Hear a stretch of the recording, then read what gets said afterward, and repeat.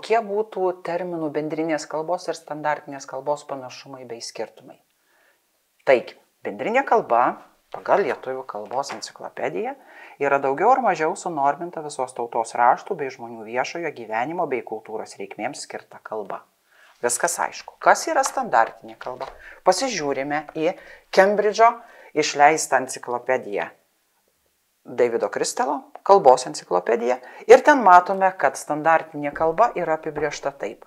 Kokybiškai aukščiausia kalba, kuriai būdingas pastovumas, bendras vartojimas, įtvirtinimas, sunorminimas, tikimas raštui ir kalbėjimui.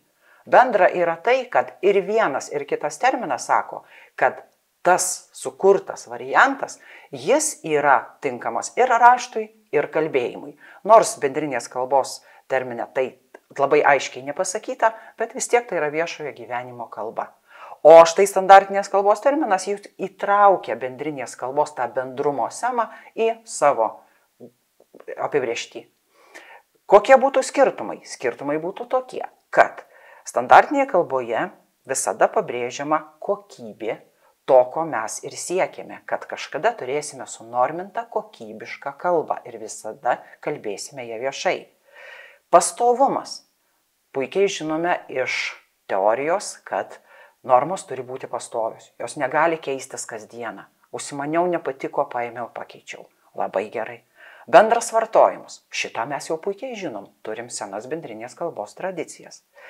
Įtvirtinimas. Štai čia mes randame vietą mūsų kalbos institucijoms. O ką mes jas turime?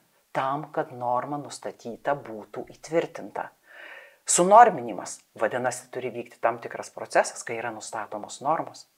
Ir, kaip jau sakiau, tikimas raštui ir kalbėjimui. Taigi matom, kad standartinės kalbos terminas atitinka tai, ko mes šiandien norim. Aišku, kyla klausimas, o ką, nebebus galima vartoti bendrinės kalbos termino? Žinoma, kad ne. Juk mes turbūt gana ilgą laiką vartosime sinonimiškai. Ir standartinė kalba, ir bendrinė kalba. Tik tai atskirsime tuomet, kai kalbėsime apie tam tikrus etapus. Kuo mums duotų dar standartinės kalbos terminas? Ogi duotų tą maišalynės sutvarkymą, kur dabar yra įvairiausių terminų. Mes turėtume dvi. Yra tokius požiūrius. Yra lietuvių kalba, kurioje yra viskas. Yra sociolektai, yra dialektai. Yra ir žargonas, ir keiksmažodžiai, kas tik nori. Ir čia vyksta gyvenimas, čia kuriami nauji žodžiai, jie kažkur į dugną nugrimsta ir jo nebevartojami. Žodžiu, čia ir vyktų gyvenimas. Ir čia turime toj lietuvių kalboj standartinė kalba. Tai yra sunorminta, įtvirtinta, kokybiška ir tinkama ir raštui, ir kalbėjimui.